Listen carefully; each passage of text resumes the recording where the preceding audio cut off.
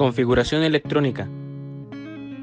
Los elementos y compuestos tienen un número de electrones que orbitan el núcleo en orbitales con espacio definido. Su estructura de Lewis es la siguiente.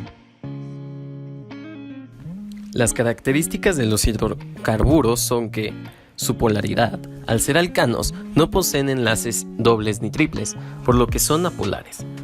Su solubilidad depende de la concentración de moléculas de carbono y de hidrógeno para definir su solubilidad en agua. Su densidad depende de la temperatura y del peso molecular del hidrocarburo. Su viscosidad es la resistencia a fluir de este líquido o semilíquido, según sea la proporción de la sustancia química, mayor o menor a la viscosidad. El alcohol etílico es una sustancia no polar.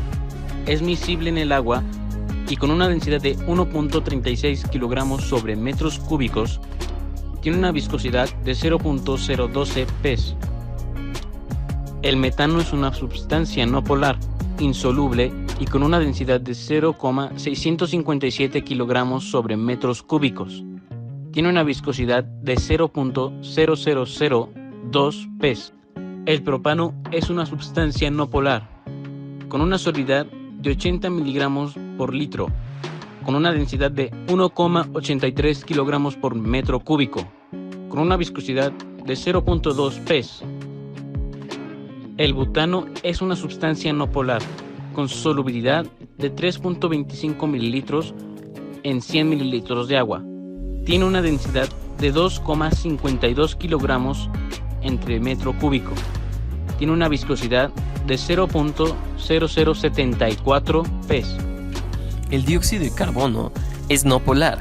Tiene una solubilidad de 1.45 kilómetros sobre metro cúbico, una densidad de 1976 kilómetros sobre metro cúbico y una viscosidad de 0,07 p.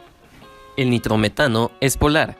Tiene 10 gramos sobre 100 mililitros, una densidad de 1137,1 kilogramos sobre metro cúbico y una viscosidad de 0.61 p. El óxido nitroso es polar. Tiene 0.00188 gramos sobre centímetros cúbicos, una densidad de 1.45 gramos sobre centímetro cúbico y una viscosidad de 0.0188 p. El punto de ebullición de una sustancia se define por ser la temperatura promedio en la cual pasa de ser un líquido a un gas. Depende del número de átomos presentes en la molécula. El punto de ebullición del alcohol etílico es a los 351.6 Kelvin. El metano a 111.65 Kelvin, el propano a 231.05 Kelvin y el butano a 272.7 Kelvin. El dióxido de carbono tiene un punto de ebullición de 216 grados Kelvin o de menos 57 grados Celsius. El nitrometano tiene un punto de ebullición de 375 grados Kelvin o 102 grados Celsius. El óxido nitroso tiene un punto de ebullición de 184,67 grados Kelvin o menos 88 grados Celsius. Los petróleos están compuestos de carbono e hidrógeno en un equilibrio de desde el 83 al 87% de carbono y de un 11 hasta un 14% de hidrógeno.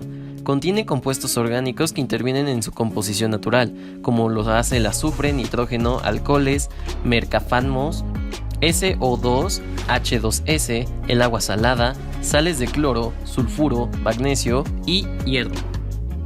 La polaridad de los compuestos y elementos es la siguiente. El tirol, CO2 y H2S son polares. El agua salada y las sales de cloruro son iónicas. El nitrógeno, sulfuro o azufre, oxígeno, magnesio, hierro, níquel y el vanadio son covalentes, puro y no polar. Metano, etanol, etano y propano son apolares.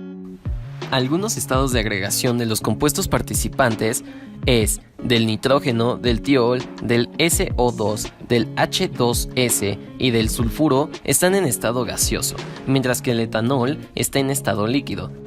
El oxígeno se encuentra en forma de gas, el magnesio en solución salina, el hierro en solución salina, a la vez que el níquel y el vanadio.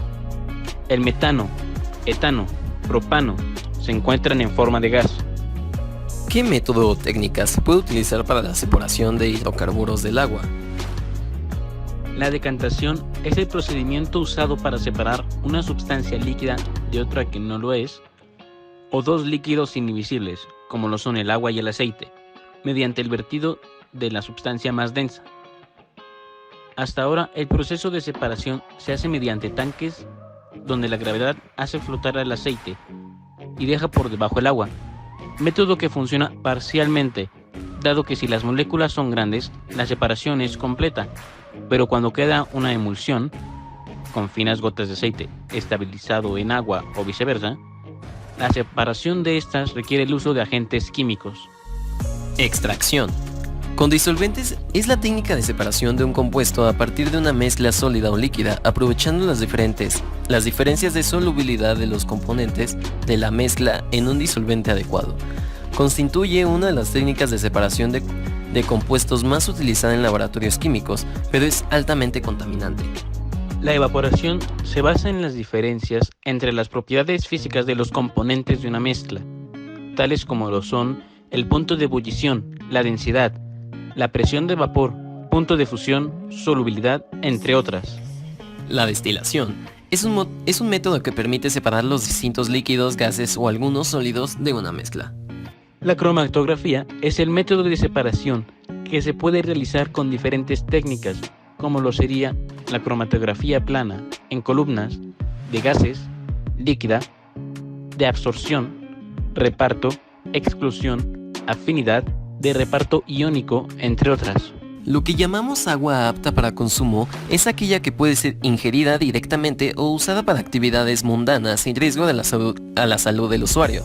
Normalmente, el agua, en su estado natural, es hogar de una variedad de sustancias y elementos que están disueltos en esta, por lo que es difícil decir si en realidad existe tal cosa como el agua pura de forma natural, ya que si no está plagada de microorganismos, lo más posible es que tenga algún compuesto químico nocivo para evitar la presencia de dichos organismos visibles a la vista.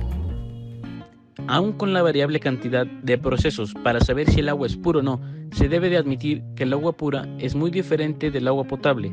Por ejemplo, cuando se habla de agua potable, se habla de aquella sustancia derivada del agua natural, procesada específicamente para el consumo humano y animal bajo estándares internacionales o locales, mientras el agua pura es aquella que fue procesada específicamente por medio de su evaporación y condensación para ser un disolvente químico, que no es recomendado para el consumo humano.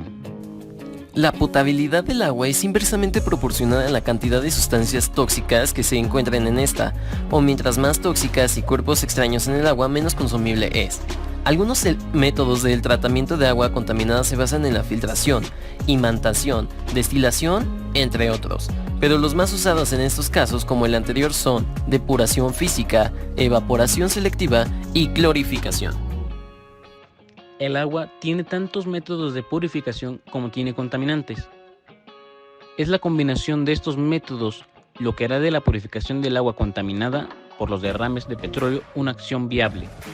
Existen instrumentos jurídicos relevantes en materia ambiental de nuestro país, como la Ley General para la Prevención y Gestión Integral de los Residuos, la Ley General de Vida Silvestre, la Ley de Aguas Nacionales y la Ley de Bioseguridad de Organismos Genéticamente Modificados, entre otras, y sus respectivos reglamentos. La Constitución Política de los Estados Unidos Mexicanos reconoce en su artículo 4, párrafo 5, el derecho humano al medio ambiente sano, para el desarrollo y bienestar, disposición jurídica que a la letra señala lo siguiente: toda persona tiene derecho a un medio ambiente sano para su desarrollo y bienestar. El Estado garantizará el respeto a este derecho. El daño y deterioro ambiental generará responsabilidad para quien lo provoque en términos de lo dispuesto por la ley. Actualmente, la Comisión Nacional de los Derechos Humanos cuenta con dicha Visitaduría General. La Visitaduría lleva a cabo acciones de promoción y difusión que permite dar a conocer la necesidad de velar por la protección de los derechos humanos en materia ambiental y de agua.